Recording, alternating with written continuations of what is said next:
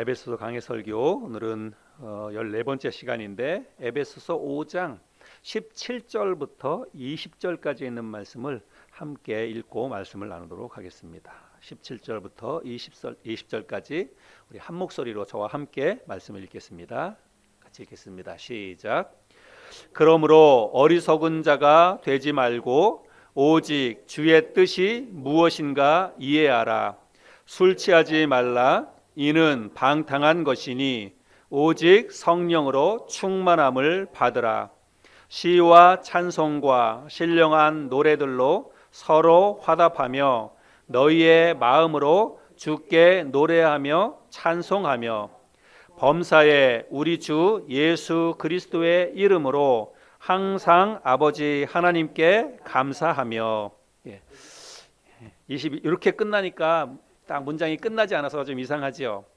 그런데 사실은 21절 그리스도를 경외함으로 피차 복종하라, 이 말씀은 뒤에 구절 22절에 연결되는 아내와 남편의 관계, 이런 것을 설명하면서 앞에 붙여지는 말씀이에요.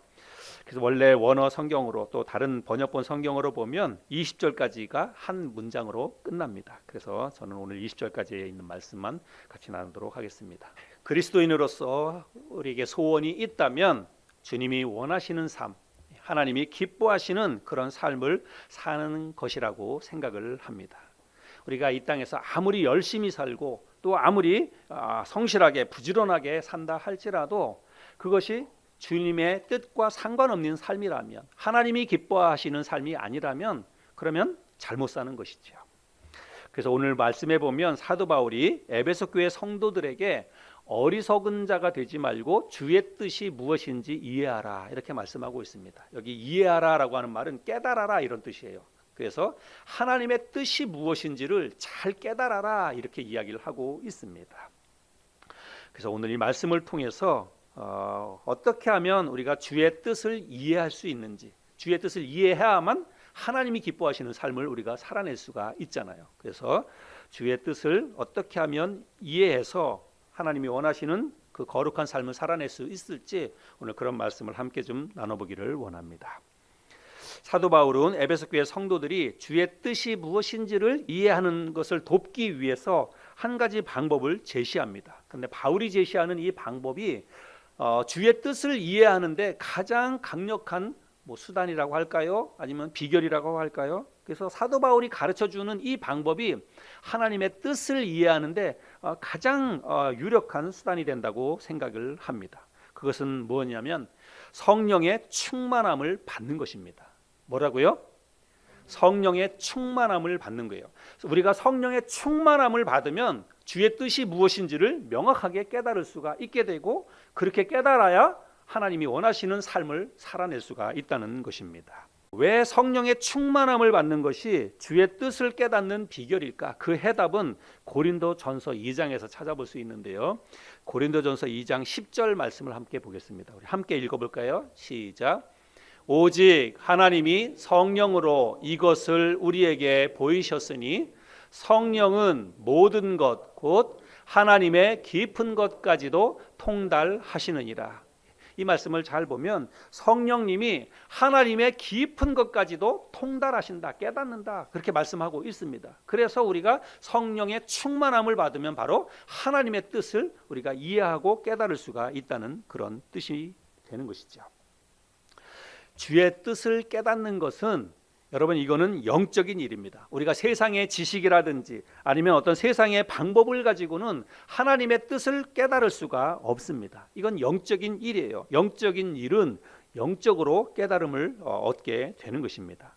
고린도전서 2장 13절에 말씀해 보면 우리가 이것을 말하거니와 사람의 지혜가 가르치는 말로 아니하고 오직 성령께서 가르치신 것으로 하니 영적인 일은 영적인 것으로 분별하느니라. 여러분, 하나님의 뜻, 하나님의 마음을 우리가 어떻게 깨달을 수가 있겠습니까? 내 방법으로, 내 지식으로, 내 경험으로 그런 걸 깨달을 수가 있겠습니까?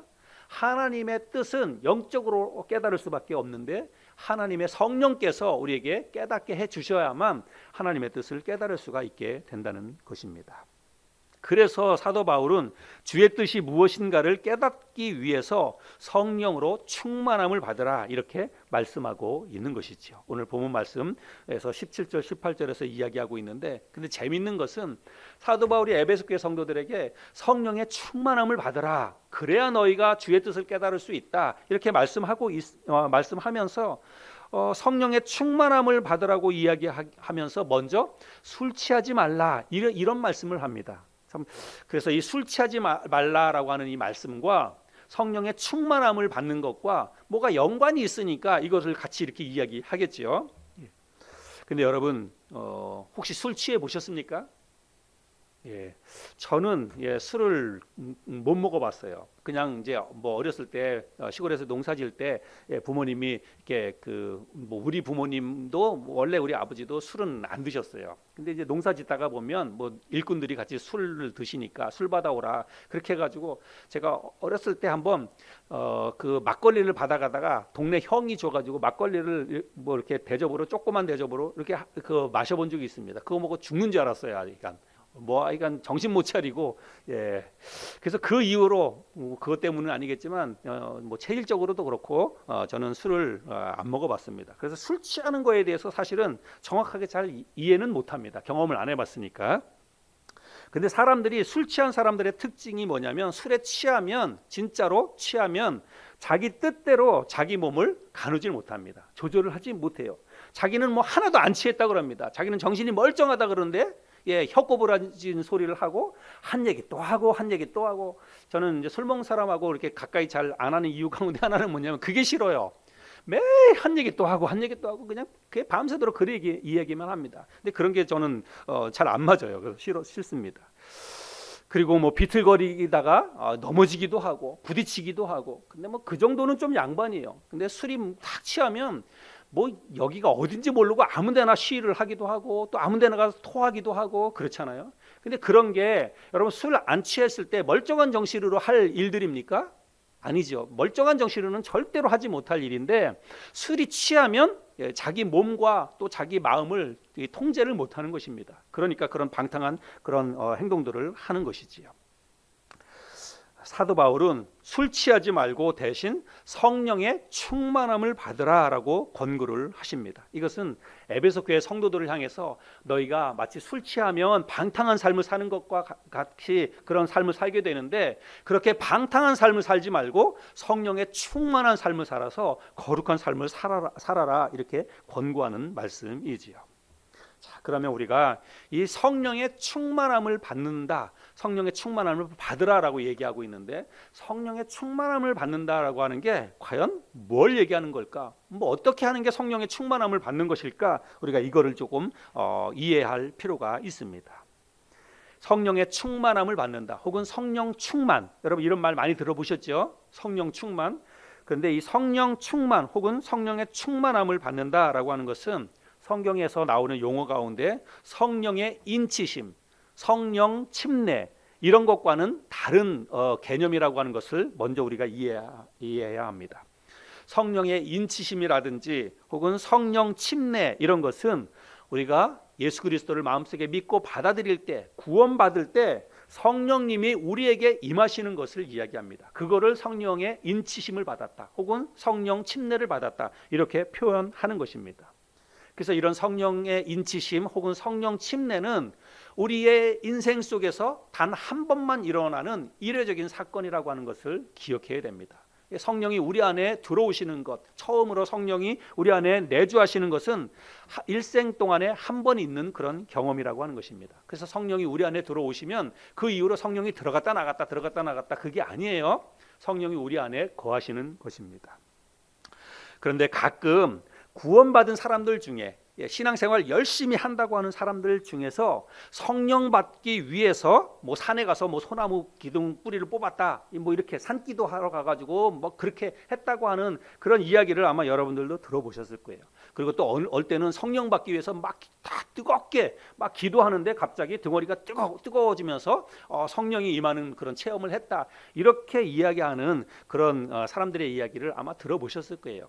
근데 그것은 다 성령 충만과 관계된 거예요. 예, 성령을 처음 성령의 인치심을 받는다든지 그런 개념이 아니라고 하는 것입니다. 이 성령의 충만함을 받는다는 것은 쉽게 말해서 구원받은 사람이 영적으로 깨어서 자기 안에 내주하시는, 우리 안에 이미 성령님이 들어오셨잖아요, 구원받을 때. 그러니까 내 안에 들어와 계시는 이 성령님의 뜻에 민감하게 반응하고 또 성령님의 뜻에 순종함으로 인해서 이 땅을 살아가는 동안에 자기 뜻대로, 자기 의지대로 사는 게 아니라 우리 안에 내주하시는 성령님의 뜻에 순종해서 그 뜻에 복종하고 살아가는 게 바로 성령 충만이라고 하는 거예요. 뭐 성령 충만하는 것 받는다는 것을 무슨 방언한다든지 어떤 특별한 체험한다고 하는 그런 것이 아니라 내 삶을 포기하고 자기를 부인하고 성령의 인도하심을 따라 순종하는 삶, 그게 바로 성령 충만한 삶이라고 하는 것입니다.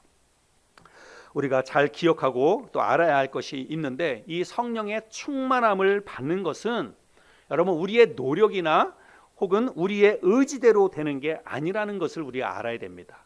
내가 열심히 기도하고 열심히 신앙생활 해가지고 성령의 충만함을 받는 게 아니라, 여러분 오늘 본문 말씀에서도 뭐라고 얘기하냐면 성령으로 충만함을 받으라, 성령의 충만함을 받으라라고 말하고 있는데, 이 단어가요 현재 수동태 명령형의 단어가 쓰이고 있다고 하는 것입니다. 현재형이라고 하는 것은 뭐냐면, 이 성령 충만이라고 하는 것은 여러분 이거는 한번 우리의 성령 충만함을 받았다고 해서 그게 영원토록 지속되는 게 아니에요. 현재형입니다.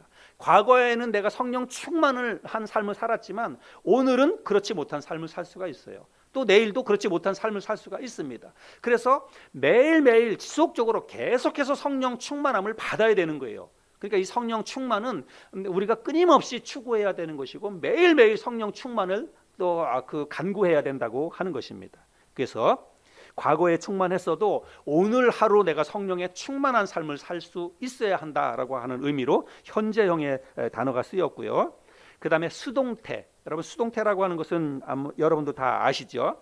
이거는 내가 노력해서 되는 게 아니라 성령의 충만함을 받으라, 이 말은 뭐냐면 누군가가 줘야만 내가 받는다는 말이에요. 그죠? 그래서 이 주도권이 누구에게 있냐면 나에게 있는 게 아닙니다. 내가 의지대로 내가 받고 싶다고 해가지고 성령 충만을 받는 게 아니라 하나님께서 우리 안에 성령의 충만함을 부어 주셔야만 우리가 성령의 충만함을 받게 된다는 것입니다.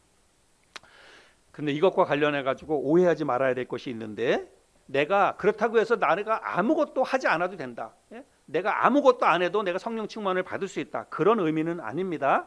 성령의 충만함을 받기 위해서 우리가 해야 할 것이 분명히 있어요. 그것은 제가 조금 이따가 말씀을 드리기로 하고, 그런데 그럼에도 불구하고 우리의 의지나 우리의 노력으로 인해서 성령 충만함을 받는 것이 아니라는 것, 성령님은 우리가 우리 마음대로 움직일 수 있는 분이 아니라는 것을 우리가 잘 기억해야 됩니다. 내가 오라고 하면 오고 가라고 하면 가고 그런 분이 아니라고 하는 것을 우리가 첫 번째로 좀 기억을 해야 됩니다.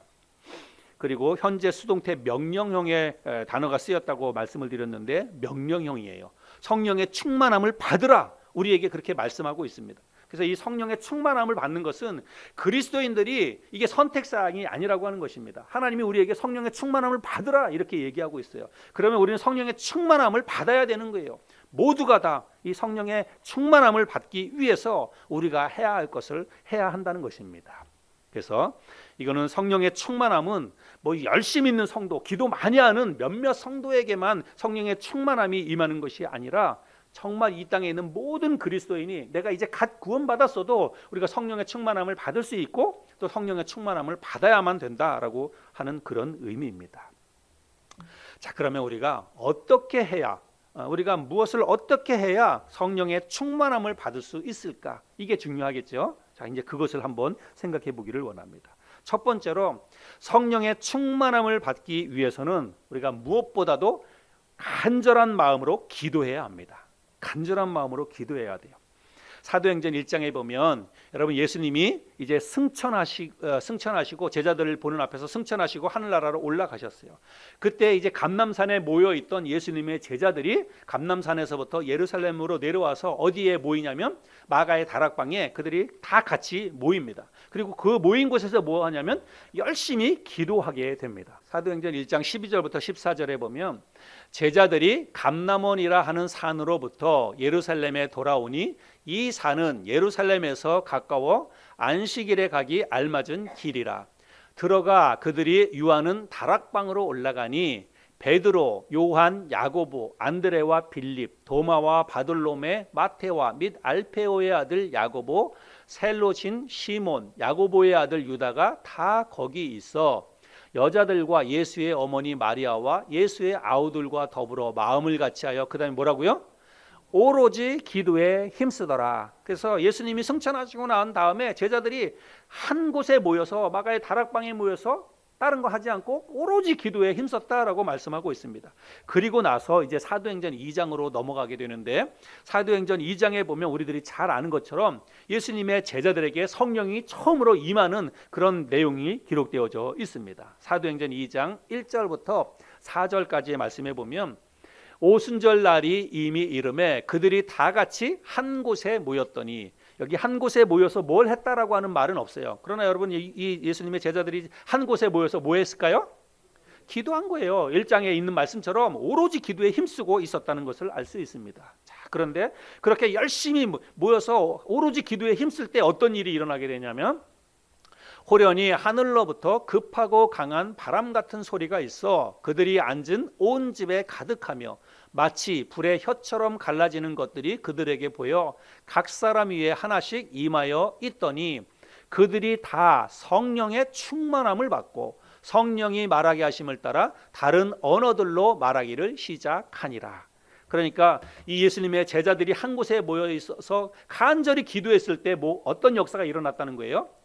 성령이 그들에게 임해서 성령의 충만함을 받는 역사가 일어났다고 하는 것입니다. 자, 그리고 나서 사도행전 4장으로 가 보면 사도행전 4장에 가면 이제 예수님의 제자들이 이 성령을 받은 다음에 그다음에 이제 겁과 두려움이 사라졌어요. 그래서 담대히 다니면서 예수 그리스도의 이 죽으심과 부활하심에 대해서 예수님의 제자들이 열심히 복음을 전하게 됩니다. 예수님의 증인으로 전도를 하게 돼요. 그러니까 열심히 전도하니까 어떤 일이 일어나게 되냐면 대제사장들과 서기관들이 예수님을 십자가에 못 박았던 그 사람들이 예수님의 제자들이 예수 그리스도의 이 복음을 전하는 것을 못하게 하기 위해서 본격적으로 박해와 또 핍박이 일어나게 되는 것을 보게 돼요. 그러니까 이 박해와 핍박 앞에서 제자들이 또다시 간절히 하나님 앞에 기도하는 내용이 기록되어져 있습니다.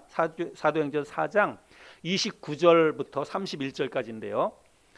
주여 이제도 그들의 위협함을 굽어 보시옵고 또 종들로 하여금 담대히 하나님의 말씀을 전하게 하여 주시오며 손을 내밀어 병을 낫게 하시옵고 표적과 기사가 거룩한 종 예수의 이름으로 이루어지게 하옵소서 하더라. 빌기를 다음에 간절히 기도했다는 거죠. 기도를 끝나고 나니까 모인 곳이 진동하더니 무리가 다 성령이 충만하여 담대히 하나님의 말씀을 전하니라. 이 말씀에서도 보면 제자들이 간절히 기도하고 난 다음에 성령이 충만하게 그들 가운데 임하는 것을 보게 됩니다. 자, 이런 말씀들을 통해서 볼 때 여러분 성령의 충만함을 받는 것은 뭐와 연관되어 있다는 거예요? 기도와 밀접한 그런 그 관련이 있다고 하는 것을 우리가 알 수가 있습니다. 그래서 이 성령의 충만함을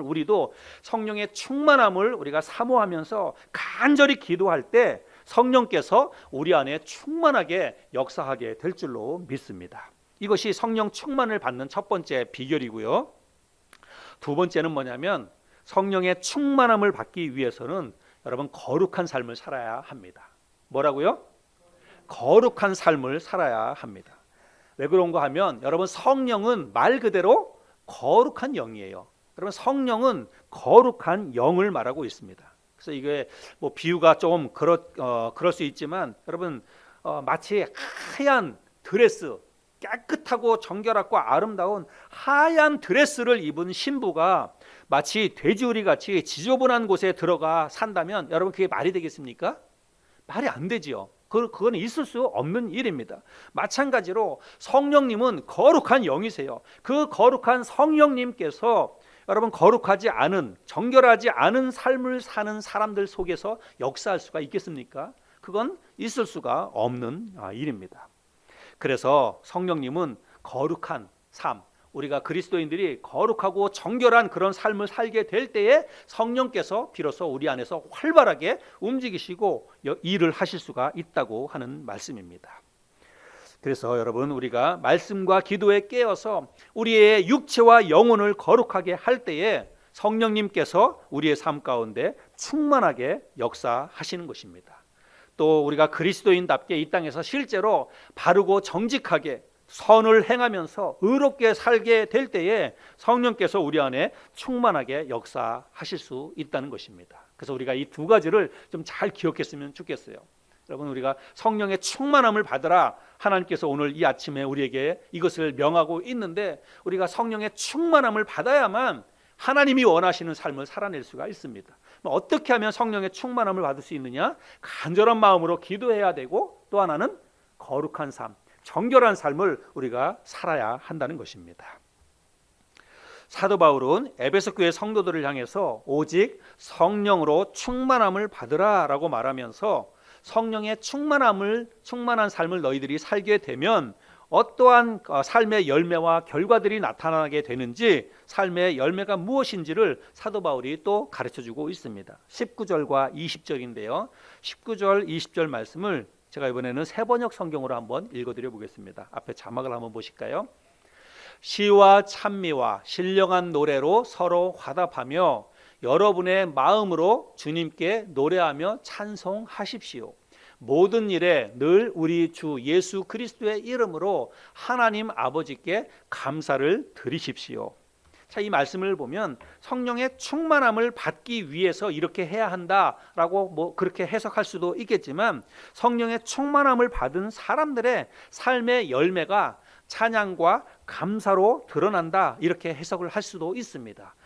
그렇게 후자로 해석하는 그런 사람들도 많이 있습니다. 저도 이 후자가 더 맞다라고 생각이 됩니다. 그래서 우리가 성령의 충만함을 받게 되면 자연스럽게 우리의 삶 가운데서 뭐가 나타난다는 거예요? 찬양과 감사의 삶이 삶의 열매로 드러나게 된다는 것입니다. 그래서 우리가 신앙생활 하면서도 늘 기쁘게, 늘 감사하게, 늘 입술에서 찬양이 끊이지 않는 사람은 어떤 삶을 사는 사람이냐면 성령의 충만한 삶을 사는 사람입니다. 반대로 우리의 삶 가운데 늘 불평과 불만과 원망과 짜증과 이런 것이 입 밖으로 나오고 삶에서 그런 것이 표현이 된다는 것은 구원은 받았지만 우리의 삶 가운데 성령이 역사하지 않기 때문에 그래요. 성령의 충만함을 받지 못하기 때문에 우리의 삶 가운데 그런 것들이, 육신적인 것들이 드러나게 된다는 것입니다. 그래서 이 성령의 충만함을 받는 게 중요하다는 말씀이죠. 여러분, 우리가 잘 아는 것처럼 갈라디아서 5장에서도 성령의 열매에 대해서 이야기하고 있죠. 갈라디아서 5장 22절 23절에 보면, 오직 성령의 열매는 사랑과 희락과 화평과 오래 참음과 자비와 양선과 충성과 온유와 절제니 이 같은 것을 금지할 법이 없느니라. 여러분, 우리가 성령의 충만함을 받아서 성령께서 우리 안에 충만하게 역사하면 여러분, 우리의 삶 가운데 어떤 일들이 일어나게 된다는 거예요? 내가 미워하던 사람을 사랑할 수 있게 된다는 것입니다. 여러분, 내가 정말 미워하는 사람을 사랑하는 것은요, 우리의 의지나 우리의 어떤 노력으로 되지 않습니다. 그러나 내 안에 계시는 성령님이 충만하게 역사하면 원수 같은 사람과도 화목하게 지낼 수가 있고 미워하는 사람을 사랑할 수가 있게 된다는 것입니다. 늘 내 마음속에서 불평과 원망으로 짜증을 내던 그런 일들도 오래 참고 기다리면서 인내할 수 있게 되고요.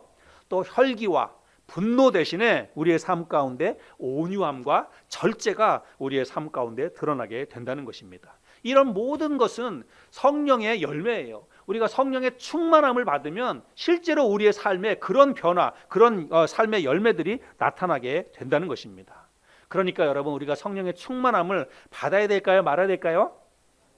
당연히 여러분, 우리가 성령의 충만함을 받아야 됩니다. 성령의 충만함을 받는다는 것은 그저 교회 안에서 거룩한 그런 삶을 살아가는 것, 그것만 이야기하는 게 아니에요.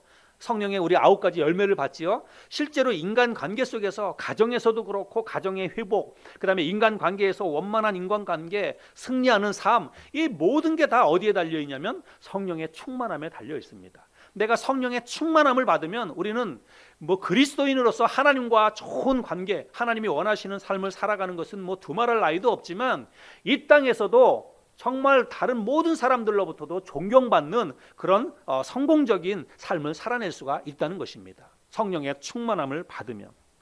그런데 성령의 충만함을 받는 것, 성령 받는 것, 제 스스로도 사실은 성령의 충만함을 받아야 됩니다. 여러분, 성령 충만합시다. 성령 충만을 위해서 우리가 애씁시다. 이런 말하는 것 자체가 사실 저에게도 그렇게 썩 익숙한 그런 그 말은 아닙니다. 이제 조금 좀 달라진다라고 생각이 돼요. 여러분은 어떤지 모르겠어요.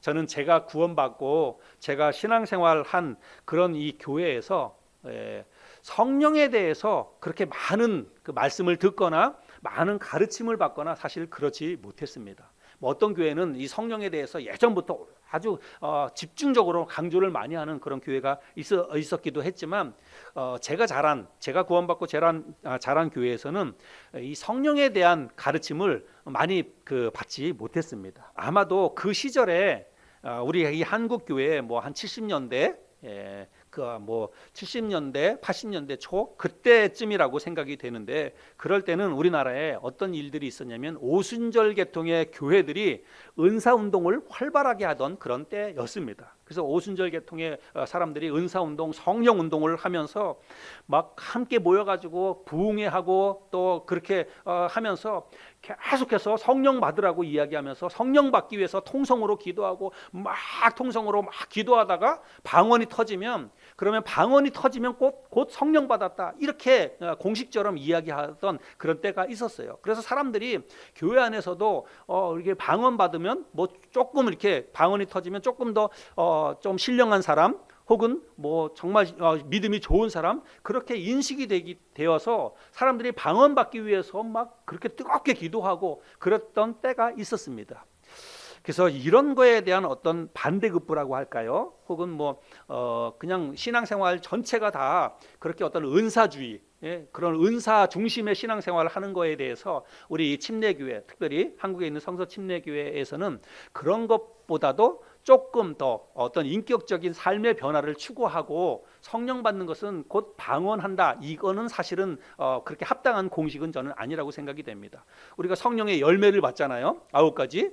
그 성령이 우리 안에 임하면 어떤 삶의 열매가 나타나는가, 그거를 보았는데 거기에서 방언이라든지 이런 거 없어요. 성령을 받으면 그것이 곧 어떤 열매로 나타나냐면 삶의 변화로 나타나야 돼요. 성령이 우리 안에 임해서 성령의 충만함을 받으면 그거는 인격적인 변화가 나타나야 됩니다. 왜 그러냐면 여러분, 성령님은 그저 공중을 떠다니는 그런 영이 아니에요. 성령님은 예수님과 똑같이 인격적인 존재이십니다. 그래서 그 성령님이 우리 안에서 들어오셔서 우리 안에서 충만하게 역사한다라고 하는 것은 인격의 변화, 삶의 변화가 나타난다는 것입니다. 그런데 그 시대 당시에는 사실은 이런 어떤 삶의 변화, 이것보다는 그냥 은사 중심, 그리고 방언 중심, 이렇게 성령 받는 거에 대해서 오해를 하다가 보니까 제가 있던 그 교회에서는 사실은 그런 거 반대급부로 성령에 대해서 안 가르치지 않았나, 이런 생각이 듭니다. 근데 여러분, 정말 우리들이 기억해야 할 것은 이 성령님은 너무나 중요합니다.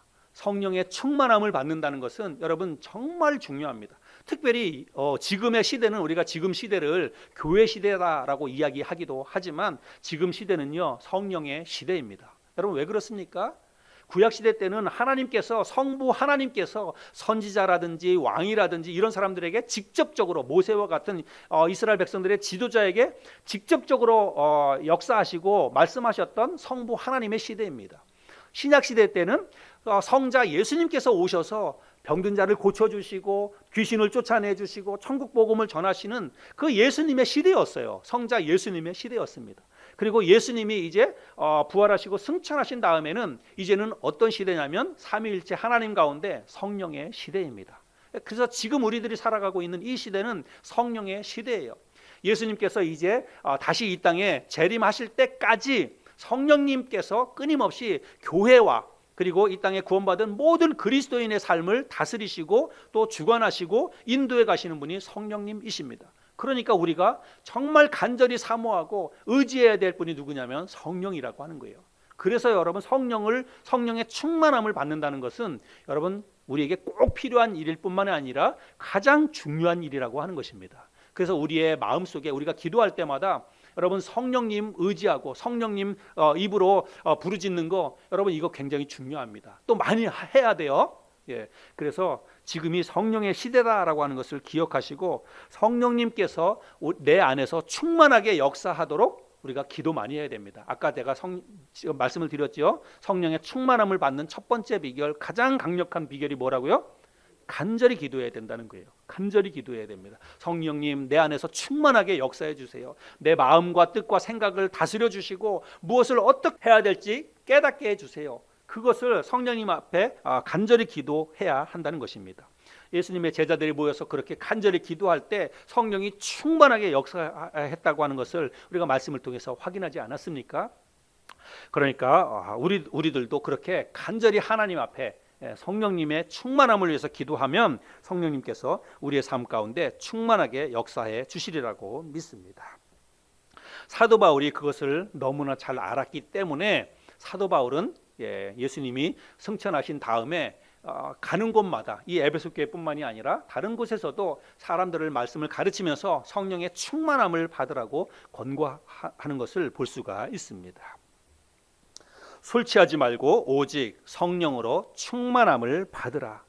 죄악이 관영한 이 세상 속에서 방탕한 삶에서 벗어나서 우리가 거룩한 삶을 살려면 그것이 하나님의 뜻 아닙니까? 이 험악한 세상, 죄악이 관영한 세상에서 하나님의 백성들 공동체인 교회가 세상에서 정결한 신부처럼 거룩한 삶을 사는 것, 여러분 그것이 하나님의 뜻이에요. 우리가 이 땅에서 잘 먹고 잘 살고 그리스도인이 성공적인 삶을 사는 것, 그것을 하나님이 바라고 그게 하나님이 주된 우리의 삶에 대한 뜻이 아니라 이 죄악이 관영한 이 세상에서 마치 노아의 방주처럼 교회가 그런 역할을 해야 된다는 것입니다. 거룩한 삶의 근원지가 되어서 주위에 있는 사람들에게 이 거룩한 하나님의 백성의 향기를 드러낼 수 있도록 우리가 거룩한 삶을 살아내야 한다는 것입니다.